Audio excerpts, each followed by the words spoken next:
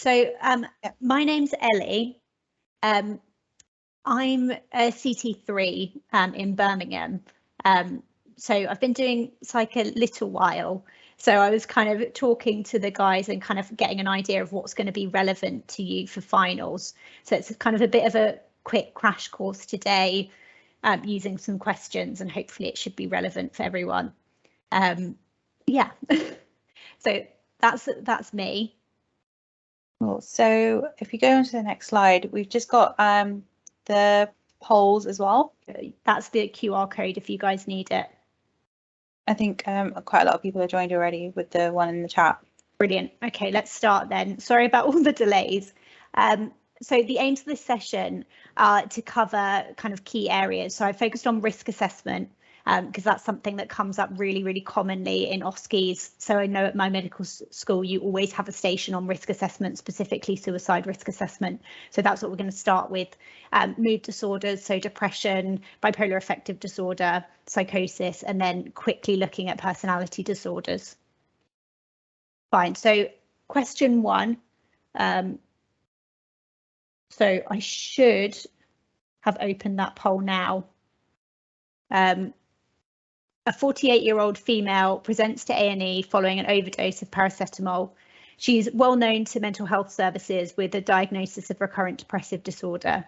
She often engages in cutting, has significant scarring to both forearms, and has previously presented to emergency services after taking overdoses. She's recently undergone a divorce and reports her ex-husband continues to harass her. She drinks alcohol and reports drinking more than usual to cope with the stress of her current situation. She also has a 10-year-old child whom she worries about frequently. Which of these factors does not increase her risk of completed suicide? So A, her age, B, history of self-harm, C, history of harmful alcohol use, D, divorce, or E, female gender. So I don't know if I have started. I think I may have opened the wrong poll. It's fine. I'll close that really quickly. If people can answer, I'm just going to rerun the poll really quickly. So if you can answer the first question. It's still looking like it's coming up as 2 rather than 1. Yeah, I'm not sure what happened there. It's fine, carry on. I'll just quickly sort it out before the next one. Okay. That's fine. So can anyone shout out what they think the answer to that is?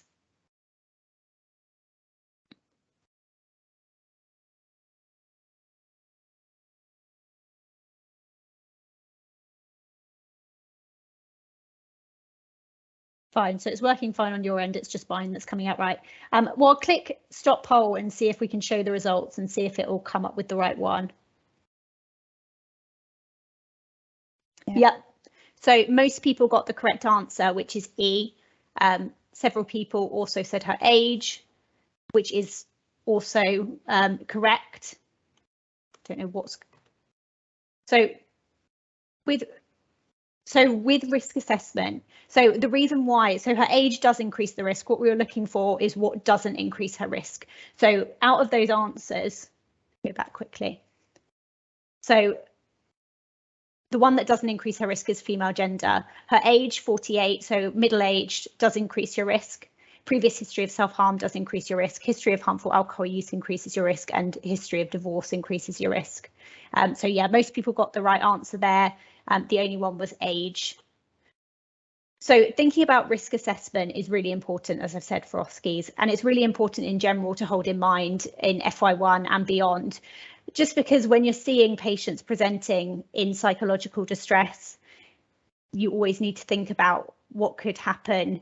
Is there a risk of suicide? Is there a risk of harm to themselves, or is there a risk of harm to someone else? And those are typically the times when you want to escalate the situation, sometimes to a mental health team, or more likely an FY1 to your senior. As I said, it also is often an OSCE station. So there's no validated tool that can predict completed suicide. So when you're doing it, it's kind of a nuanced process, and you are making a judgment call, which can make it really worrying when you're doing it for the first time, even when you're doing it for kind of the 100th time, I would imagine, because no one has a crystal ball. The sad person score can be really helpful just to think about important features that you might be thinking about in that history. So typically when you're looking at an MCQ question, the things that you're going to say increase someone's risk of suicide are the following things. So male, someone who's either very young or more elderly, so middle-aged males often come up in questions, history of psychiatric illness or depression, drug or alcohol use, someone who is severely unwell, so they're not able to think rationally, someone who's quite isolated, someone who's got an organised plan, and also people that are physically unwell as well. So the way I like to think about it when I'm seeing these patients, and the way I'd kind of recommend you going through it in your head in an OSCE station, is using a before, during and after kind of structure. I don't know if anyone's heard of that before, but I thought we'd talk through it quickly. So thinking about before first. So can anyone think about some questions you might frame to the patient before? So what I'm thinking about here is before the suicide attempt took place, you want to have an idea of what's going on. So what sort of questions might you ask the patient to get an idea of that? If people can just shout out questions you might want to know. So someone's presented to you, they've taken an overdose. You want to get some questions to gauge their state of mind in the lead up towards that.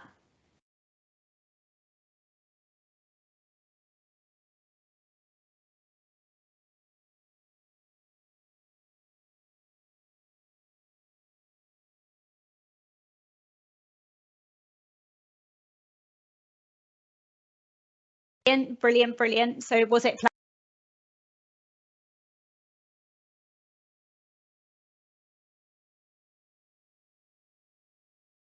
I think you've muted yourself. Yeah. Yeah. Sorry. Any other ideas? Fine. So any trigger? What was their mental state in the lead up to the event? So you want to ask about any depressive and also importantly, any psychotic symptoms.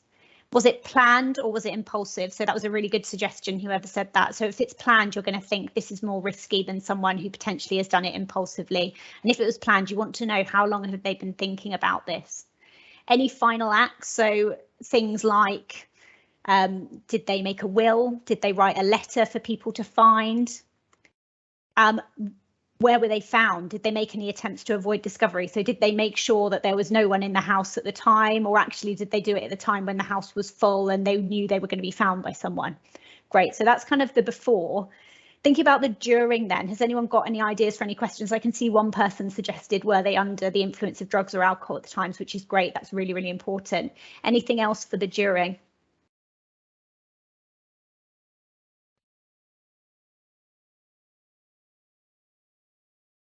No, just shout out any suggestions if you've got them.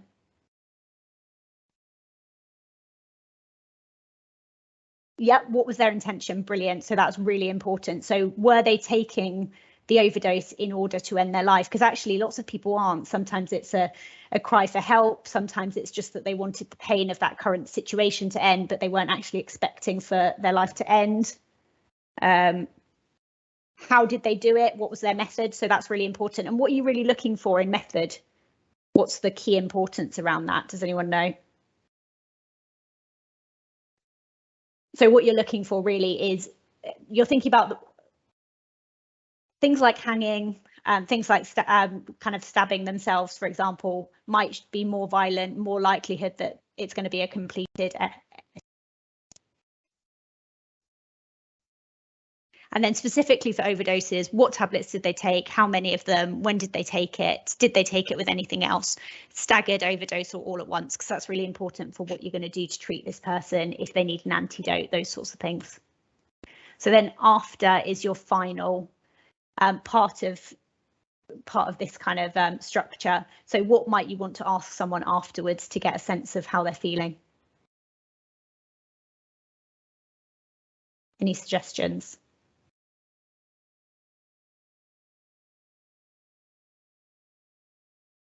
Any regret? Brilliant. So how are they feeling now?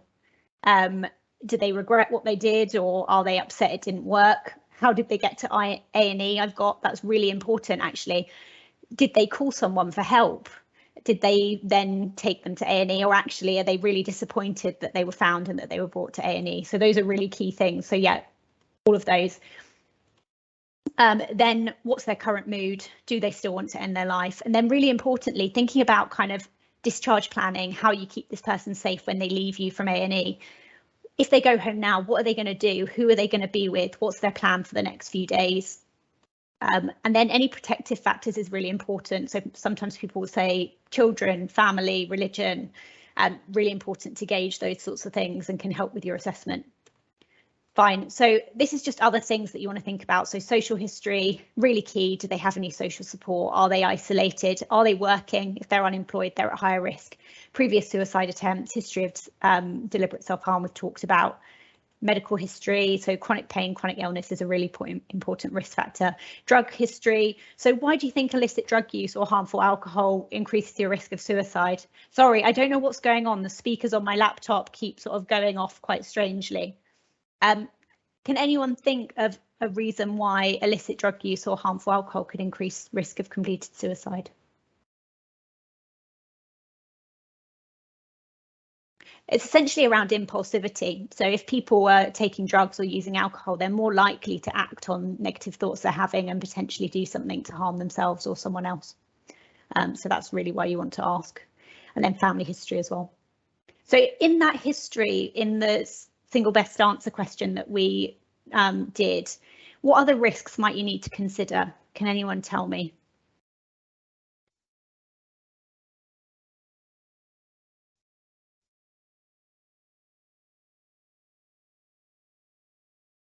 Again, just shout it out if you've got any other ideas.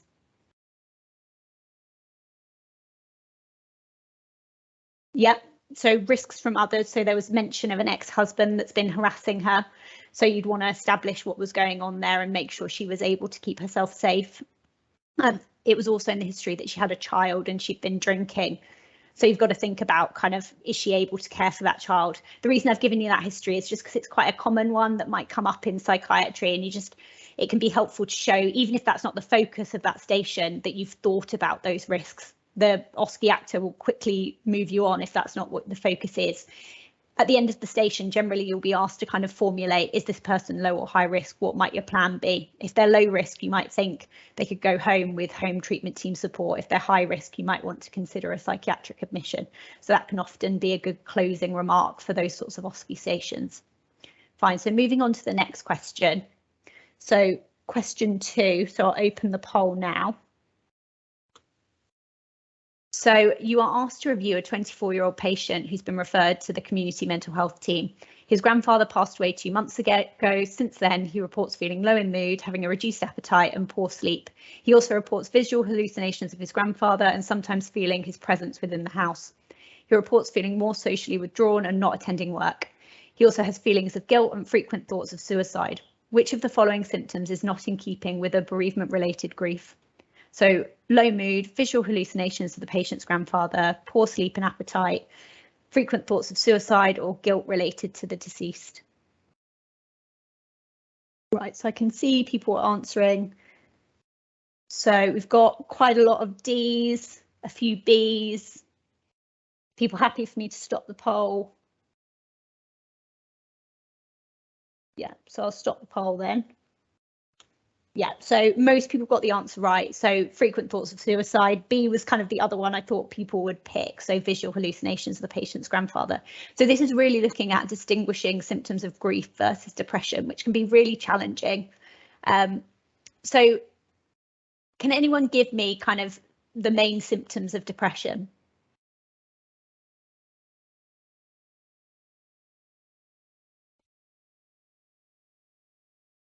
Come on, someone must know the main symptoms of depression. Yeah, low mood, brilliant. Low energy, fabulous. And then, yeah, anhedonia, that was the last one I was looking for. So those are kind of the core symptoms of depression. Then we think about other things, so guilt, poor sleep, poor appetite, no hope for the future, suicidal ideation. So obviously lots of those symptoms cross over with grief. And we think about grief as kind of a normal reaction to a bereavement that generally is time limited, resolving in around 6 months, though can be longer. And we generally think about it being more intense for a child first, then generally a partner, then generally a parent. The reason why you might want to distinguish between depression and grief is because you might want to treat depression with antidepressant medication, whereas grief you're unlikely to. So quite commonly with depression can be triggered by a bereavement. So what you're looking for really is that those symptoms are more global, so they affect the patient across multiple scenarios. They might have prolonged difficulties with functioning. That low mood won't necessarily be reactive, whereas patients that are grieving may well, their mood improves when they do things they enjoy in a way that someone who's depressed you wouldn't typically think of. Then obviously persistent suicidal ideation, notably visual hallucinations, auditory hallucinations, a feeling of the presence specifically of the deceased is really common in grief. So that's one to be aware of. Typically people have insight into that, so they'll know the person isn't there. If it becomes more bizarre, you might want to look into it a bit more, but that's why I included that, because it can kind of throw you off quite a bit. So just thinking about depression quickly, so we've talked about most of the main symptoms. Does anyone know what psychotic symptoms are common with depression? Because that can also commonly be like an MCQ question.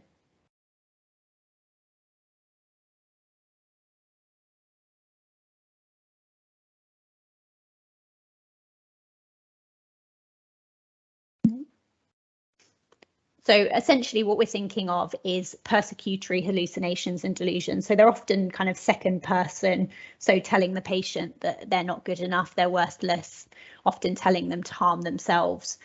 You also get Cotard syndrome, which is believing that part of their body is dying or isn't there anymore. So typically you get patients who think their bowels are rotting on an MCQ question.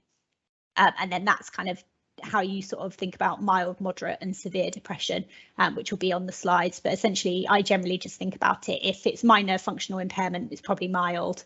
If it's considerable difficulty, more moderate. If they're completely unable to function, then severe depression. Fine, so question 3. So I'll open the poll. After discussion with your consultant, you diagnose this patient with a moderate depressive episode. How might you treat this?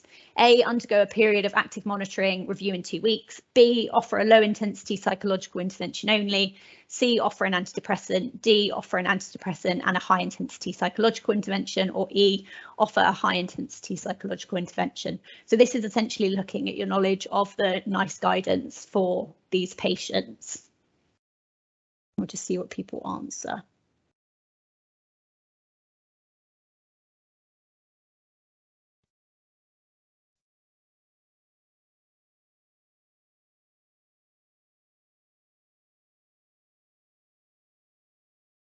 I think we're just waiting for a couple more people.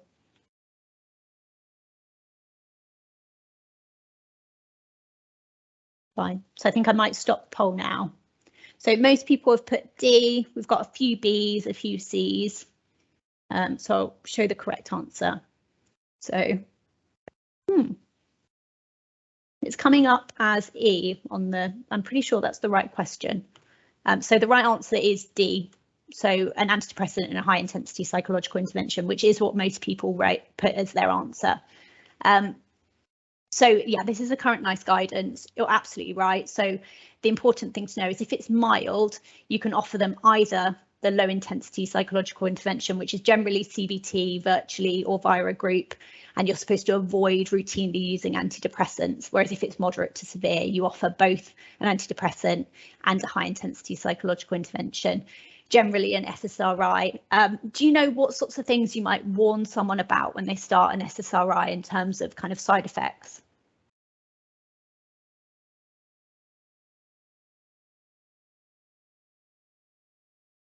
Yeah, brilliant. So sexual dysfunction.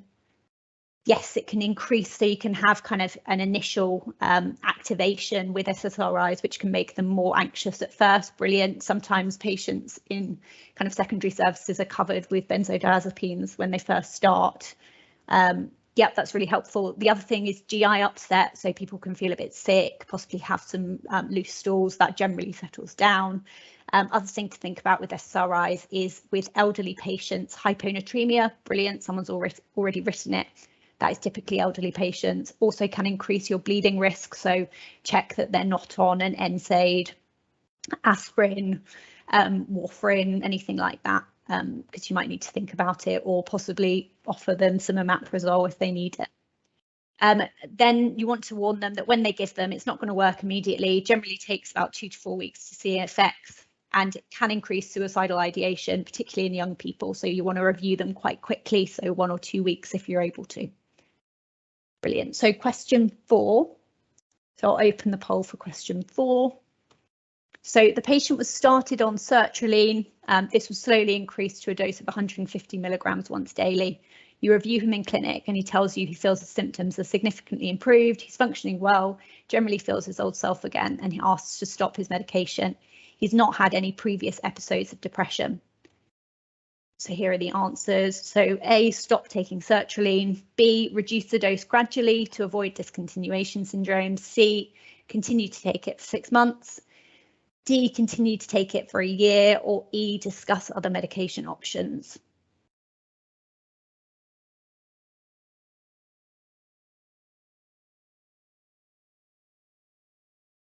Yeah, so we've got a few answers coming through.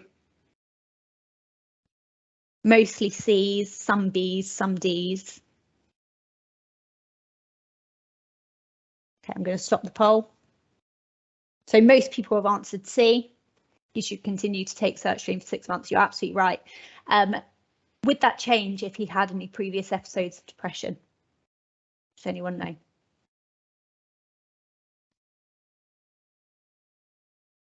Yeah, brilliant. So if he's had a previous episode of depression, you would say about 2 years. If they've had multiple episodes of depression, often they can need to take it lifelong. The risk is that they're more likely to relapse if they come off the medication straight away or after a shorter period if they've had previous episodes. So brilliant. So question 5 then. So I will open the poll for this one as well. 25-year-old lady brought to see her GP. Reports feeling great. She's angry with her mother for bringing her in. Her only known medical condition is asthma. She's recently taken a course of steroids for an exacerbation, and her only regular medication is the oral contraceptive pill. She reports having lots of energy. She's able to speak, to function on little sleep or food. She speaks quickly but is interruptible. There's no evidence of any unusual beliefs, but her mother is convinced she's not been herself for the last week. What is the diagnosis?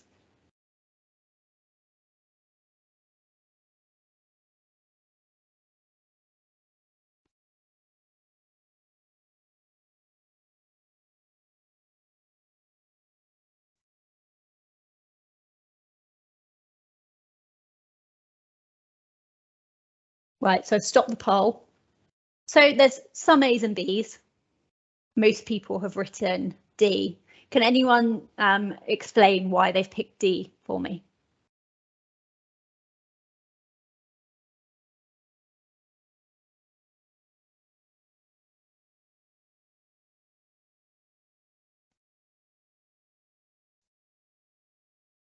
So one person's written less than 4 weeks, so you're thinking kind of the time frame.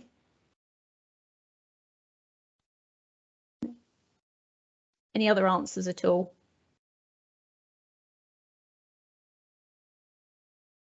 No. Able to function, brilliant. Okay, so symptoms of mania, hopefully you know, so feeling elated, though some people feel irritable rather than elated, reduced need for sleep, reduced appetite, loss of inhibition, so increased risk of risky behaviours. So generally think of dangerous driving, use of drugs or alcohol, sexual disinhibition, thoughts racing, and you might have people describe the flight of ideas, so generally jumping from topic to topic to topic, but importantly those topics are linked and you can tell that they're linked, as opposed to kind of night's move thinking in psychosis where you might see someone jumping from topic to topic but you can't discern a link between the two. Mania needs to last for at least 1 week, so whoever said kind of there was a time element involved was absolutely right. So lasts at least 1 week, unless they need admission to hospital, when you can say it's mania before 1 week. And mania needs to significantly disturb functioning. can be associated with mood congruent psychotic symptoms. Can anyone describe what I mean by mood congruent psychotic symptoms? You can type it or say it out loud.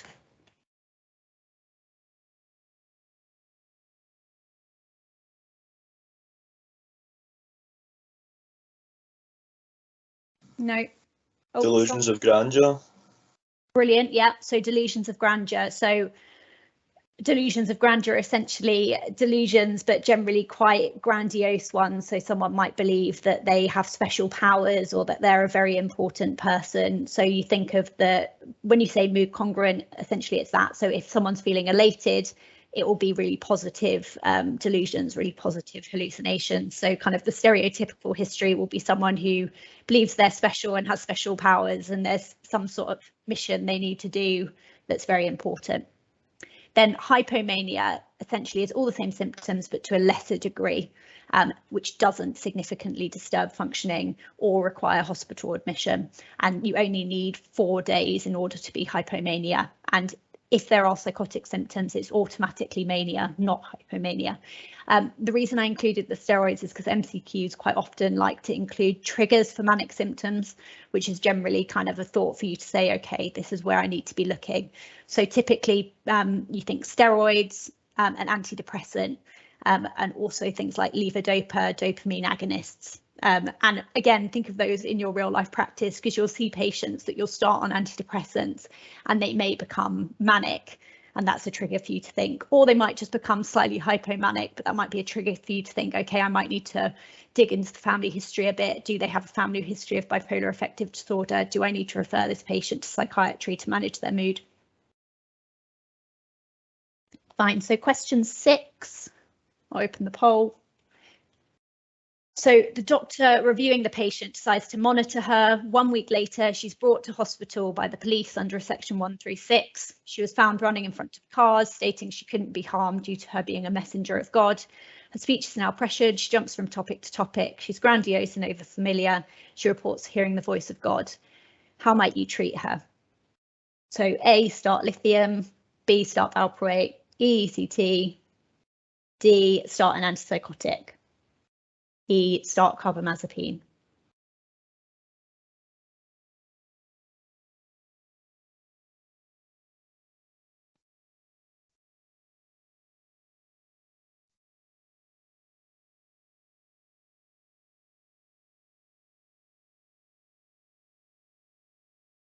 Fine, so I'm going to stop the poll now.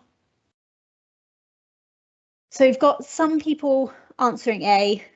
Most people have answered D, so start an antipsychotic. So this is just looking at how you would treat acute mania. And this is essentially kind of the step-by-step way that I would look at it. So what do people think the first thing you might want to do when you're treating mania is? So the very first thing.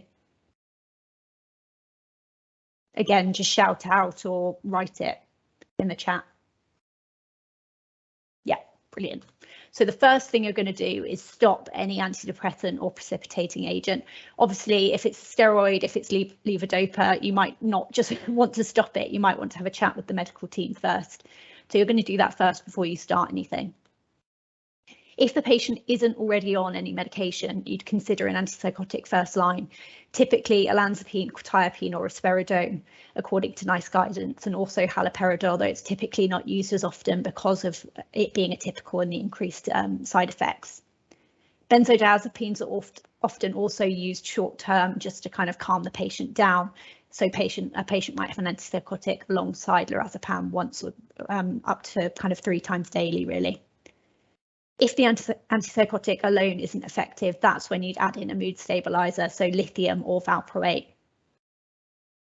Obviously, if it's valproate, you're not going to start it if they're a woman of childbearing age because of the risk of neural tube defects if they were to become pregnant. So that's something to be aware of. If they're already on a medication, then obviously it's going to be different. The first thing you're going to do is check they're taking it. So are they compliant? So possibly do a lithium or a valproate level if that's what they're on. And then if their dose is fine, they're compliant, then you might want to consider adding in the other. So prophylaxis in bipolar affective disorder. So I haven't done a question on this, but I thought we could just go through it quickly. So just worth being aware, the vast majority of these patients, once they've got a diagnosis of bipolar affective disorder, are really likely to have another manic episode if you don't have them on prophylaxis. So lithium has the most evidence. We should be using it more. It's very good at preventing manic episodes. It's also very good at reducing suicidality. So they're less likely to commit suicide if they're on lithium. Anyone know why we don't use lithium as much as we should?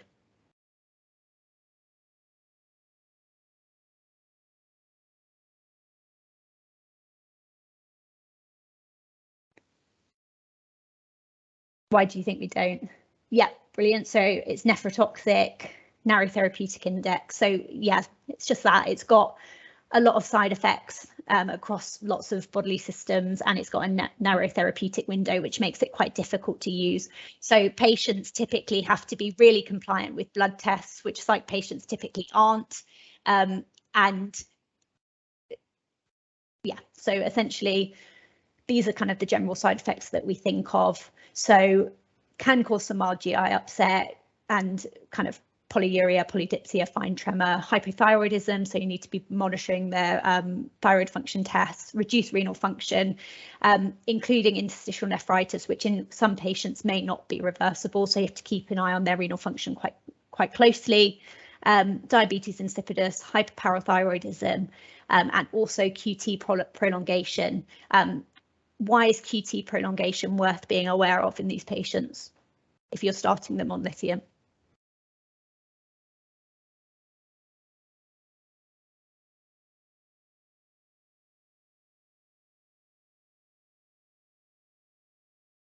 Yeah, so potentially if they were to take an overdose.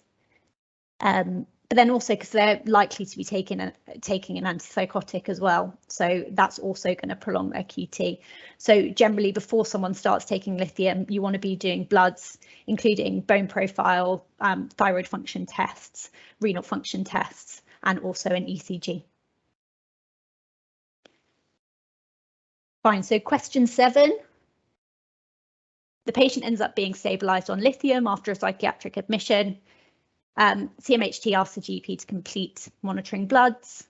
They normally take their dose at 9 p.m. What time should the bloods be arranged at?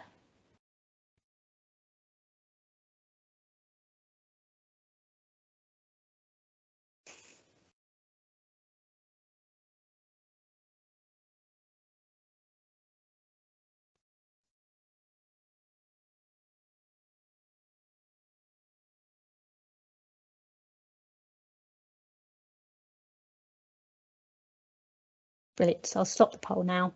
So yeah, it's 12 hours post-dose, so you're taking a trough level.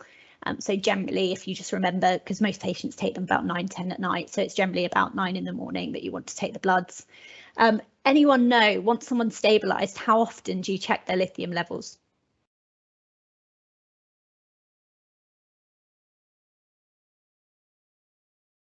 Yep, so it's 3 months. So generally 3 months if they're elderly or they've got problems with their kidneys, and then it generally can be extended. So generally it is about 3 months for the first year, and then it can be extended to 6 months unless they're elderly, unless they have renal function problems. Are there any times when you might want to be worried about someone's lithium levels? So any kind of acute conditions that might make you think I need to check their lithium levels more frequently?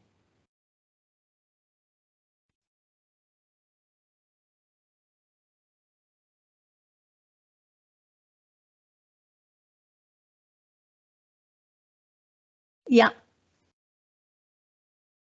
Yeah, brilliant. So you're on the right track. So it's literally just that. So if they're dehydrated, really, so if they're not eating or drinking for any reason, if they've got a vomiting bug, diarrhea, etc., you might want to think about checking their lithium levels. So question 8. A 21-year-old man is referred to the CMHT. For the last 6 months, his family report he's been increasingly withdrawn, spending large periods of time alone in his room, stopped going to work, reporting people there are out to get him, and he's also not been tending to his personal care as he would have done previously. More recently, family have noticed him muttering to himself. He is eventually diagnosed with schizophrenia and started on antipsychotic medication.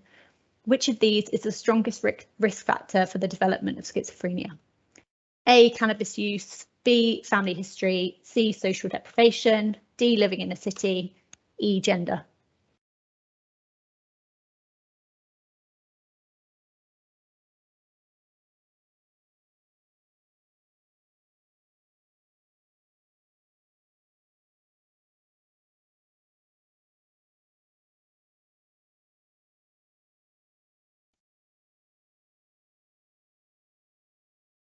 So we've got someone asking if they can have the link to the poll. I think there was the QR code put in the chat at one point. No, don't worry. Thank you for sharing it again. Right, I'm going to stop the poll. So a little bit more mixed on this, but most people have answered the correct answer, which is B, family history. Some people have also put cannabis use and gender. So as far as I'm concerned, gender I don't think is a risk factor, though it is more typically diagnosed in men. And then the others are all risk factors. So cannabis use is, family history is, social deprivation is, and living in a city is. But family history is the strongest risk factor for schizophrenia and psychotic illnesses, and for bipolar affective disorder. They're really strongly heritable, though obviously they're multifactorial conditions. We don't know quite what's going on in this combination of genetic and environmental risk factors. So thinking about psychosis quickly. So we think about psychosis as a break from reality. Core symptoms are hallucinations, so hearing, seeing, smelling, feeling things that aren't there.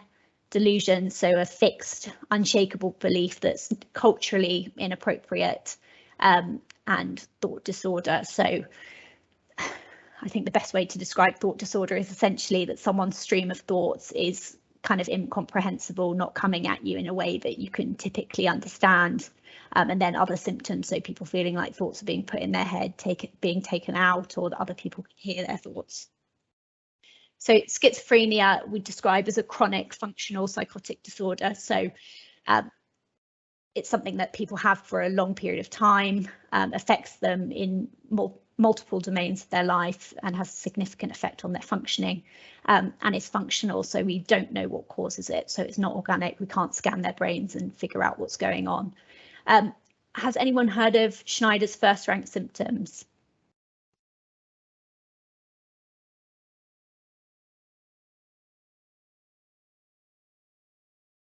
And what can anyone tell me what the relevance of those is?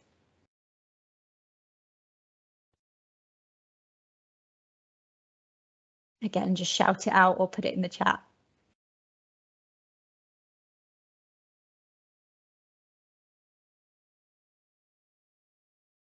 Okay, so Schneider's first rank symptoms, what we're kind of thinking is, so it was a psychiatrist who was trying to look at psychopathology and say which patients are likely to have psychosis as a result of schizophrenia and which patients have psychosis as a result of something else. So possibly drugs and alcohol, possibly organic disorders like dementia, or mood disorders. And he gave this list. So hearing one's thoughts spoken out loud, voices in the third person talking about the patient, a running commentary, so that's third person voices kind of describing what the patient's doing, and then feelings that the body is under control by outside forces, that they're able to kind of control the physical sensations that the person's feeling, or possibly over their volition in terms of common events.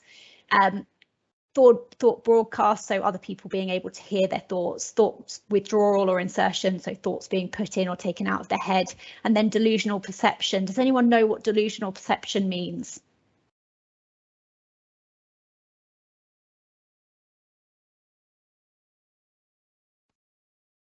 Can anyone tell me?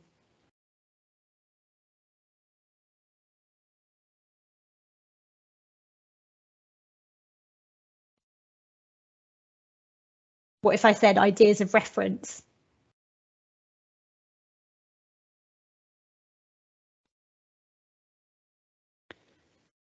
No, so it's not persecutory, but that is very relevant to schizophrenia, and persecutory delusions are the most common. Obviously, these patients are really kind of paranoid. Yeah, brilliant, Ada. So seeing something and thinking it relates to you in some way. So that's essentially the essence of it. So a delusional perception means when someone sees a perception that is normal, neutral, but then they ascribe a different and often bizarre meaning to it. So, for example, it could be that the traffic light changed from red to green, and rather than that meaning that they could go, they would take that as meaning that someone had given them a message and they were supposed to do X, Y, Z to save the world. So that would be an example of a delusional perception. The importance of these symptoms is that if a patient tells you any of them, they kind of possibly add to your idea that this could be a psychosis in keeping with schizophrenia. There's actually been evidence to show that Schneider's first-rank symptoms don't necessarily give you that certainty. But for the purpose of your OSCEs, I think having those thoughts in your mind are really important if you think that possibly this is a patient with schizophrenia, essentially. So this is just quickly going through the ICD-10 criteria for schizophrenia. So at least one of the following must be present. So the symptoms that we've talked about. So thought echo, thought insertion, withdrawal, thought broadcast, delusions of control or influence, delusional perception, third person auditory hallucinations or running commentary, persistent delusions, and then at least two of the following, or at least two of the following. So persistent hallucinations in any modality, thought disorder, catatonic behavior or negative symptoms. Does anyone know what catatonic behavior or negative symptoms are? Again, just write them in the chat for me.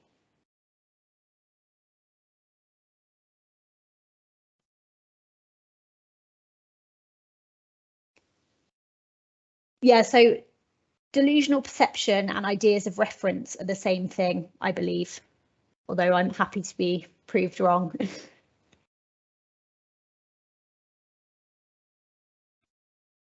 Can anyone tell me what catatonic behavior or negative symptoms are?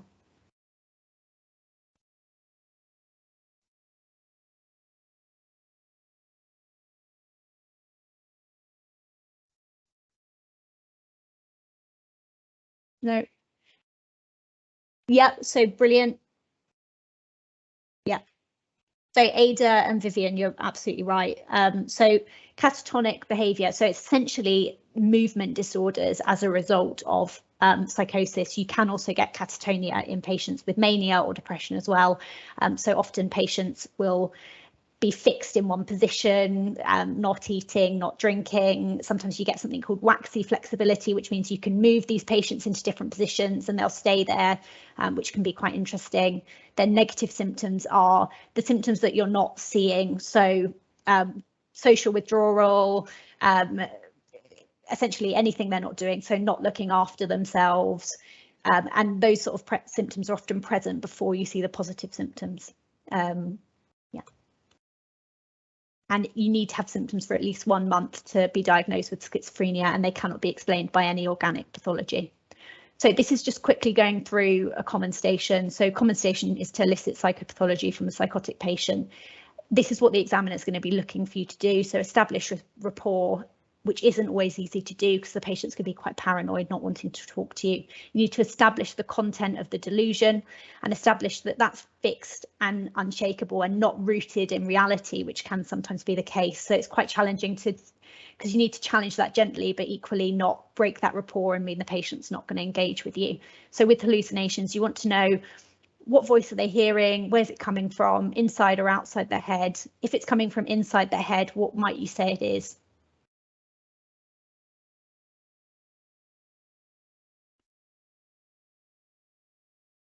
So if it's coming from inside their head, you might say it's a pseudo hallucination, which can be seen in patients with personality disorders, for example. You want to know how many voices, who is it third person, is it running commentary, evidence of thought disorder. So you can ask these questions if someone's putting thoughts into your head, taking them out, can people hear your thoughts? And then the somatic passivity. So is someone controlling your body? Is someone controlling what you're doing? And then obviously think about risk to others. So command hallucinations. So auditory hallucinations, telling them to do something, and if they have any thoughts to act on those. So question 9. So I'll open the poll for that. So the patient's trialed on olanzapine. What side effects should you particularly warn him about with this medication? So A, severe restlessness, B, dry mouth, C, reduced seizure threshold, D, weight gain, or E, acute dystonia.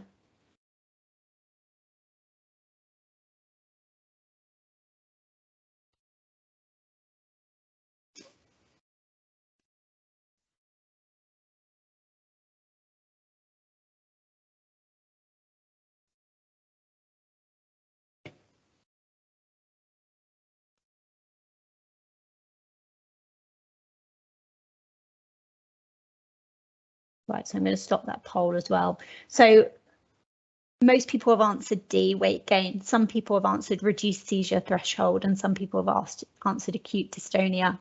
So yeah, the answer with olanzapine is weight gain. So if a patient is psychotic, you're going to want to start them on antipsychotic medication, and it's quite common to come up in kind of MCQ questions, kind of the side effects from antipsychotic medication. It's quite important for you to be aware of generally on the whole. So with antipsychotic medication, you think about your two classes, so typicals and atypicals. Can anyone tell me the difference between the two?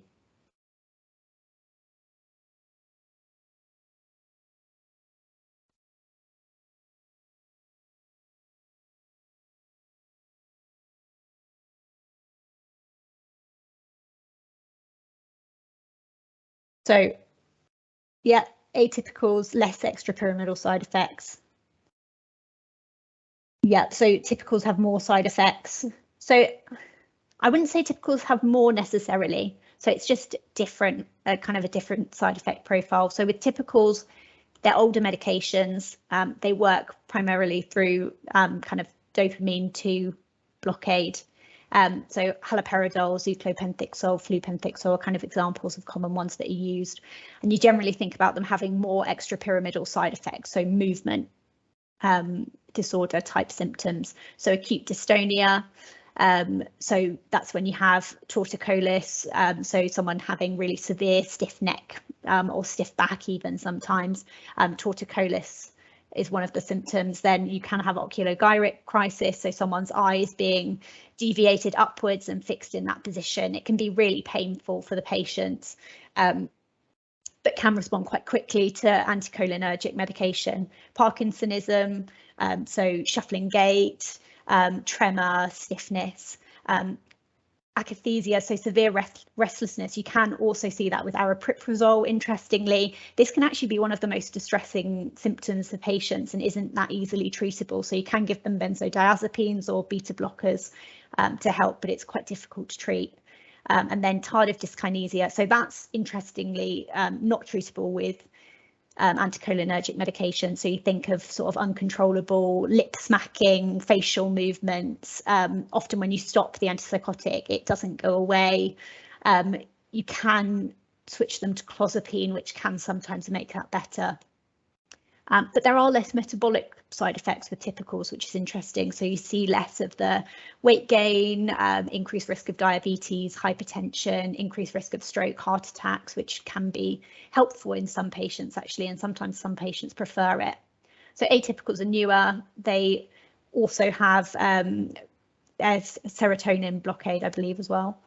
So olanzapine, quetiapine, risperidone, aripiprazole, less extrapyramidal side effects, more metabolic side effects, so weight gain, impaired glucose tolerance, increased risk of stroke, particularly in elderly patients. You need to warn them about it, and then raised prolactin levels. So that can mean that men may grow breasts, you may get lactation. There's also an increased risk of breast cancer and osteoporosis if patients have a high prolactin.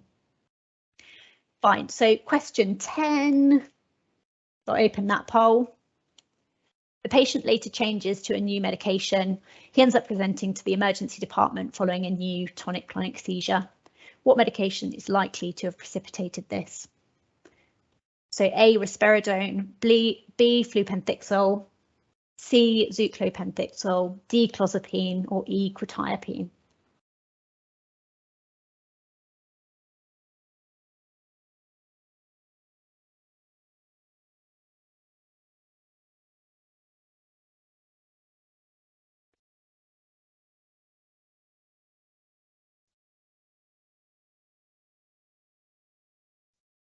Right, so I think most people have answered.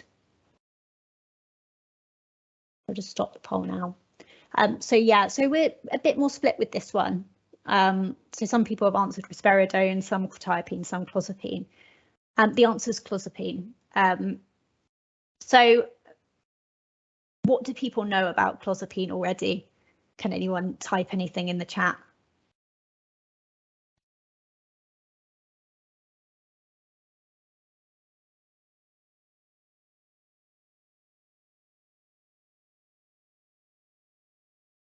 Yep, brilliant. Risk of agranulocytosis, used in treatment resistant. Third line treatment, yep. So you need to have 2 courses of antipsychotics before you start someone on clozapine. Yeah, so essentially clozapine is the most effective antipsychotic we have. It is distinctly more effective than any other antipsychotic. The reason why we don't use it for all our patients is because it's got really significant side effects as well. So it's a really unpleasant medication to put people on. So it's used in treatment-resistant schizophrenia. What that means is that they've failed 2 adequate trials. So typically we think of 6-week trials on antipsychotic medication. One of those has to be an atypical, so you can't use 2 typicals. You need to do blood monitoring weekly for 18 weeks, fortnightly for 1 year, and then monthly. As someone said, that's because there is a significant risk of agranulocytosis. So really significant low white blood cell count, which then means that they're at risk of life-threatening infections.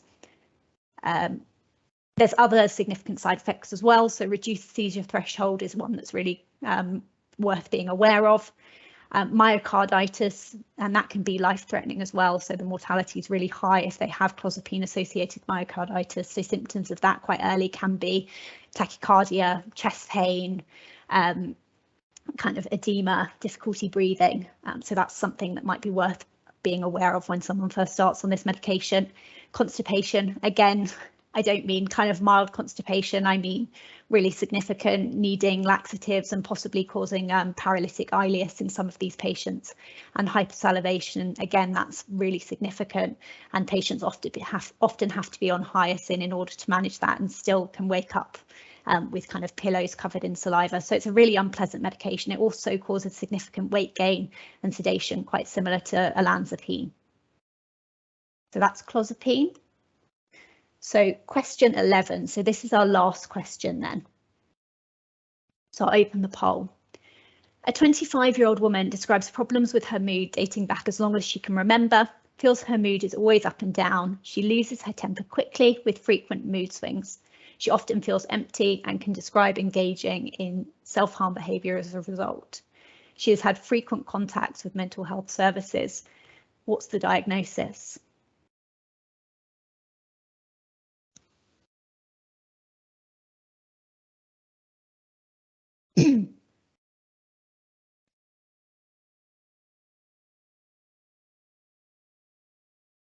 Yeah, brilliant. I'm going to stop the poll because I think everyone's got that question right, which is useful because you're going to see a lot of these patients, or at least I'm going to see a lot of these patients.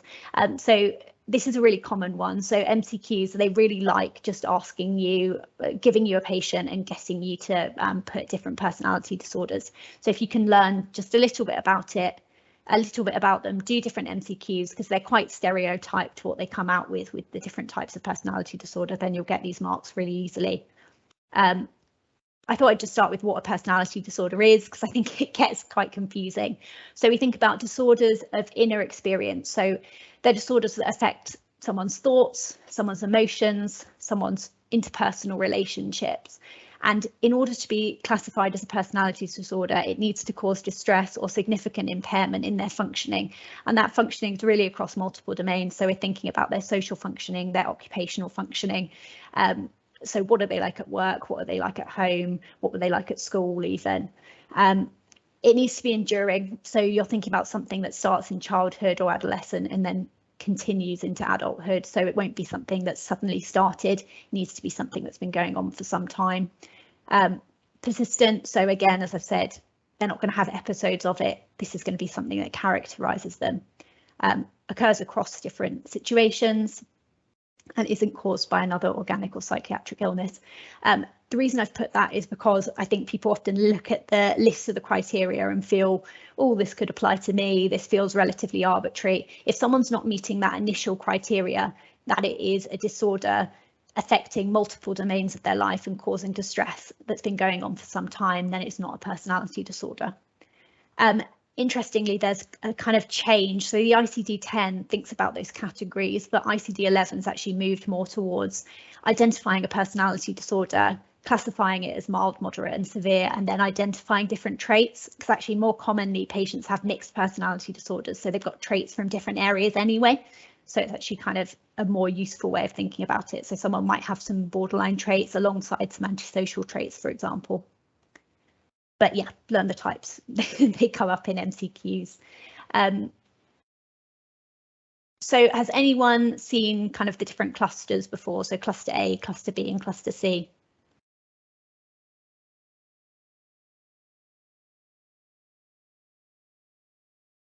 So it's kind of quite a common way. So people will often describe it as mad, bad, and sad, which is, yeah, brilliant. So someone's saying yes, which is good news. So mad, bad, and sad is kind of quite a derogatory way of thinking about it, but it's useful for remembering it, and it generally gives you kind of a vague idea. So in cluster A, you think about the mad, so more odd, eccentric. So you've got paranoid personality disorder, so people that don't trust anyone, think everyone is out to get them. That would generally be the characteristic personality. Schizoid, so that's often someone that isn't particularly interested in social interaction, but it doesn't necessarily bother them. They keep themselves to themselves. Schizotypal personality disorder, interestingly, in the DSM-5, it's listed with schizophrenia and other psychotic disorders, and it's thought it possibly to be along that spectrum. So patients with schizophrenia often have relatives with schizotypal personality disorder, and that can be characterized by kind of transient psychotic-like symptoms, magical thinking, odd beliefs, but not at the point that it meets kind of a psychotic disorder. So that's an interesting one to be aware of. Cluster A don't necessarily present to mental health services as much. It might be something you kind of become aware of when they're referred for something else. Cluster B are the main ones you're going to see, particularly antisocial. So someone who's got antisocial personality disorder might show it might be quite callous, have a lack of empathy, lack of concern for rules or social order, so might frequently get into trouble with the police or may be involved with forensic services, more commonly diagnosed in men than women. Borderline personality disorder, all of you are going to come across. There's a really high burden on both mental health and physical health, both acute care and GPs. You're going to see a lot of patients with borderline personality disorders. There's also an association with kind of functional somatic symptoms, so things like kind of fibromyalgia, IBS, etc. There's association with borderline personality disorder, so you are going to come across them, and people frequently feel carer burden or find them quite difficult to manage. Patients with borderline personality disorder will present with fear of abandonment, mood swings, anger outbursts, dissociative symptoms, and kind of quasi-psychotic symptoms sometimes when they're in crisis, suicidal ideation, frequent self-harm, those sorts of things. There's also a really high association with childhood trauma as well. So there's a thought that possibly it's related to PTSD, complex PTSD, things like that. Histrionic personality disorder will typically be on your MCQ a patient that is kind of very over the top, possibly sexually inappropriate. I don't like the diagnosis particularly. It seems slightly outdated, but commonly comes up in MCQs.